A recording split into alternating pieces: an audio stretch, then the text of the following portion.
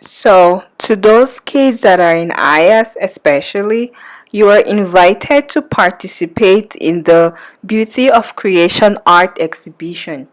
This project is sponsored by Mrs. Rasmarita, and you can make anything that reminds you about the beauty of creation.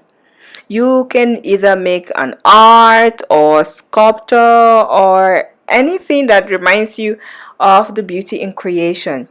And that's because October 24 is the creation Sabbath. So I would like you to please participate even if you are not in AIIAS.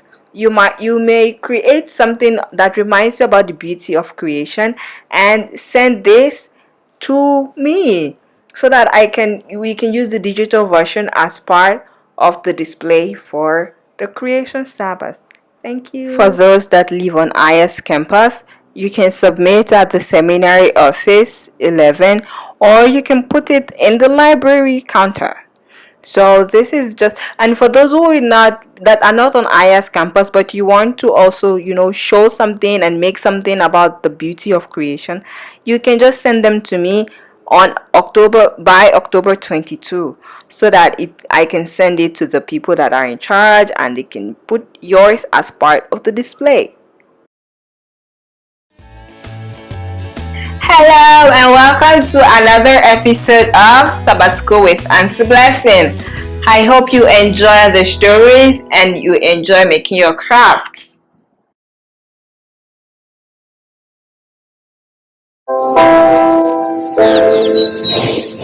May I invite you for a word of prayer? Heavenly Father, thank you for all your goodness and mercy to each one of us. Thank you for this beautiful Sabbath day. Please open our hearts and minds as we worship you. Bless all the participants. Help us to keep the Sabbath holy. Help us that in everything we may do, we may bring honor, praise, and glory to you.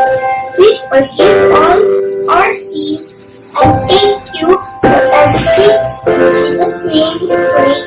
Amen. Thank you, Joash, for saying the prayer. Hello everyone, happy Sabbath. My name is Auntie and I'm from Chile, and today I'm gonna tell the mission story for this week. The title of the story is Dash for the Train. The story is about a boy called Saint who was 11 years old and volunteered for a hospital free help for children and people who are sick. And when the group were leaving, they took a bus. The bus took another way and all the people were sleeping, but Saint was wide awake. He was 11 years old, and when they were on their way, someone said, "Stop the bus! Lavina has motion sickness. She will throw up." So when they stopped the bus, Lavina, of 20 years old, vomited all she had in her stomach. But Lavina was not the only one struggling with motion sickness. After that, many people wanted to vomit and feeling bad. The group didn't have time to get sick, and the doctor of the group didn't want any more people sick, so he took the nausea medicine and gave to each of the passengers. Then they were on their way. There was a lot. They went out of the town late, and with all the stops that they did, they were more late. So they had 5 hours to go to the stop where the trains were. After, someone said, "We have to go faster, or otherwise we'll be late." The bus driver realized, so he went faster, but the time was going as fast as the bus. Then the father of Saint was checking the app to see what time will the train go. This time the train will be on time. "That's strange," the father said. The train is always late, but this time it's on time. Then the saint spoke up. The train will wait for us, he said. The adults did not agree. The mom said, Saint, you know this app it's always correct. But Saint said, no, mommy, God will hold the train for us. When they were in the train stop, the Saint's father and other men, Russian, went out of the bus to see how much time would they wait to get the other train. But everyone was sad about the situation. Then the father of Saint came running. Hey everybody, that train is still here. It hadn't left yet. Then everyone, they didn't have time to rejoice, so they took all their things and went to the train. They were out of breath of running a lot. Then when everyone was on the train, Saint said, Mommy, I told you God will hold the train for us. Then they went home with a very beautiful story. Thanks for the offerings that you give us, that will help children like Saint learn more about Jesus. Thank you, Anasis, for telling the mission story. Remember in our craft for last week, we said every week we're going to be putting something in our mission bank for our mission offering, so that on the 13th Sabbath at the end of the quarter, we will have a mission offering to send to our church. Now, you may go get your mission bank and put in your offering. Here is mine, and I already put my offering on top. Now let me put it in the bank.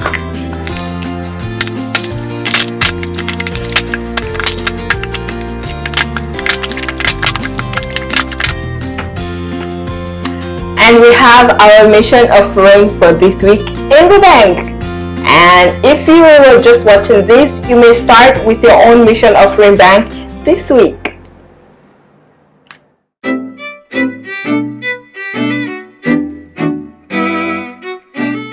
Our memory verse for this week is from Colossians chapter 3 verse 23. And it says, whatever you do, work at it with all your heart. Now, let's learn the action. Whatever you do, work at it with all your heart. With all your heart. Whatever you do, work at it with all your heart. Colossians 3:23. Now let's put it all together. Whatever you do, work at it with all your heart. Whatever you do, work at it with all your heart. Colossians 3:23. Now you may practice the verse and the action till you memorize it. So when you do something for somebody, sometimes don't you expect them to give you something? Or you pick up your toys because mommy says she's going to give you snack after you pick them up. So why do we serve the people around us? Why? Today we are back with another story of Jacob. And the title for this week is Running Away Again. Jacob loves to run, right? 20 years had passed since Jacob left his family and went to be with his uncle Laban. In those 20 years, he had 2 wives and 10 sons. After Joseph was born, one of Jacob's sons, he wanted to go back to Canaan, But Uncle Laban begged him to stay and worked a bit more. Uncle Laban agreed to pay Jacob for his work. And what would be his payment? All the dark or spotted sheep or goats, the animals, will belong to Jacob. But Uncle Laban's sons were not happy. They felt like Jacob is taking things that are for them, even though Jacob was working hard for all these things. So they told Jacob to go away from their land and go back to where he came from. Jacob was decided, okay, it's probably time for him to leave. So without telling anybody anything, Jacob took his wives, his children, and his flock, all his animals, and secretly they went and started their journey back to Jacob's home in Canaan. After they've traveled for 3 days, that was when Laban realized that Jacob has fled with his whole family. And so Uncle Laban ran after Jacob and he traveled just to catch up with Jacob. 7 days later, he caught up with him.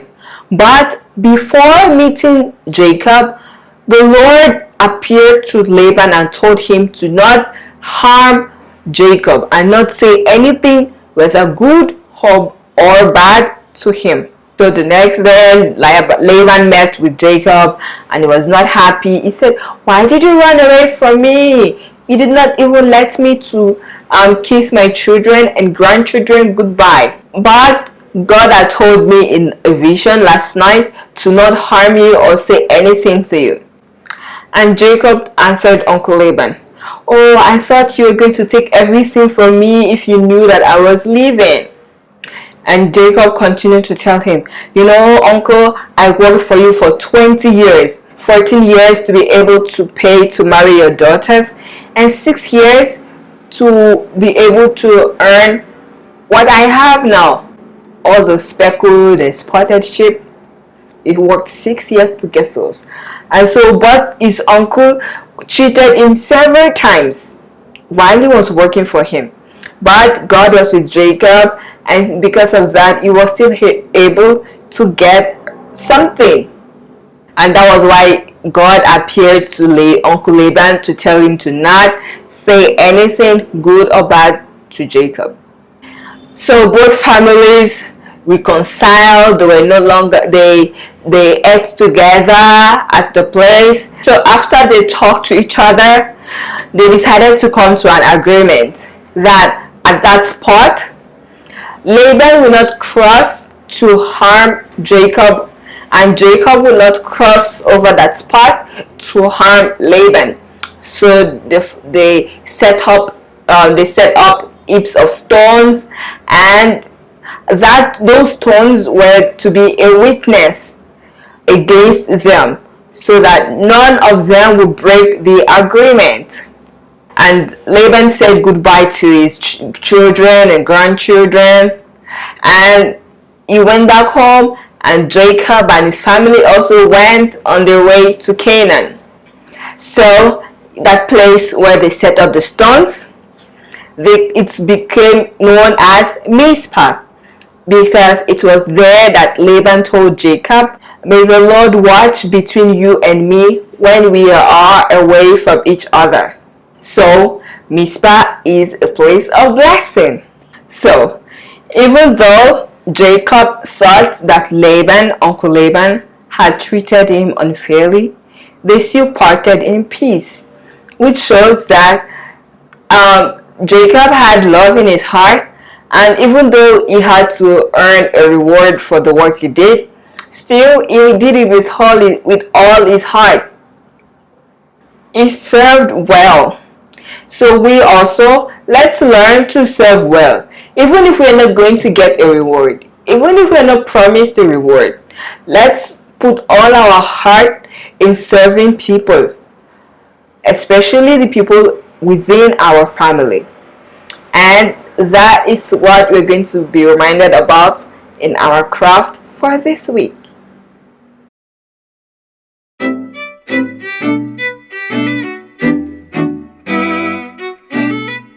So So this is our craft for this week. You can watch the video now on how I made mine.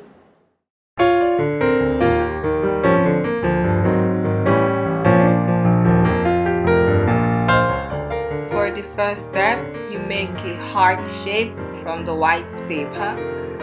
If you cannot cut at once, you can make half a heart so that it's easy to cut, but just follow the direction.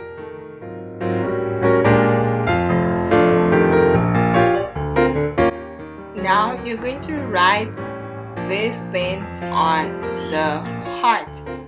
You will write the promise, that is, I promise to, then what you promise to do. Please write anything you want. You do not have to write what your little brother. Write what you want to do, what you promise to do for your family.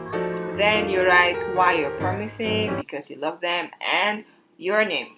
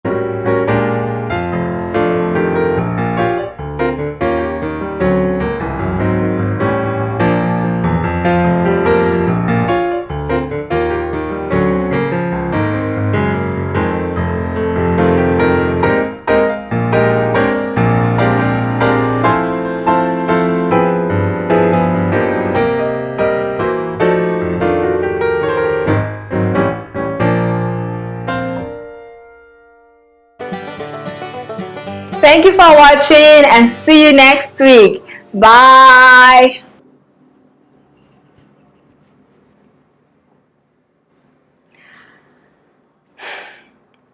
Our memory verse for this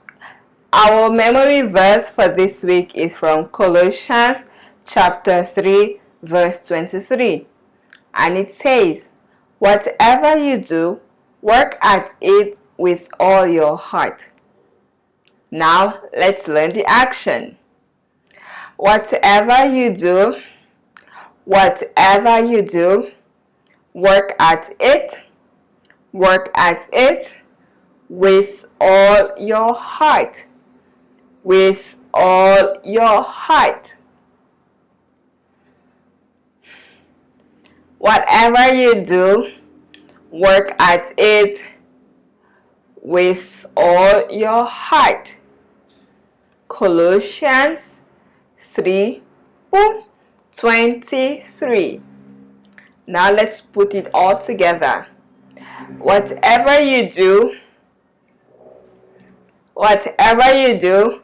work at it with all your heart.